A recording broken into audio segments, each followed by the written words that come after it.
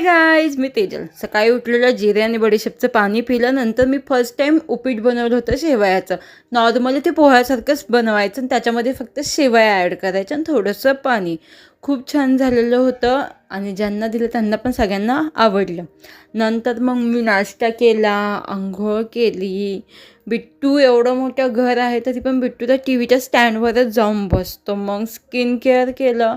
बडीशेपचं आणि जिऱ्याचं पावडर संपलेलं होतं, ती पहिली पावडर बनवली आणि मग जेवण बनवायला सुरुवात केली. जेवण बनवलं आणि त्यानंतर मी रेडी झाले. बिट्टू सोबत थोडेसे फोटोज क्लिक केले, व्हिडिओ काढल्या. परीसोबत पण सेम. पण ह्यांना कसं कळतं काय माहिती की मी कॅमेरा ऑन केलेला आहे. कॅमेरा ऑन केला तर ह्यांचं वेगळंच वागणं होतं. नंतर घर झाडून काढायचं राहिलं होतं तर घर झाडून काढलं. पण बिट्टू आणि परीचं नेहमी मध्ये चालूच असतं. परी सध्या मोठी झाल्यामुळे ती कुठेही चढायचं शिकली. बघा तिने नवीन जागा शोधली. CO2 मारो.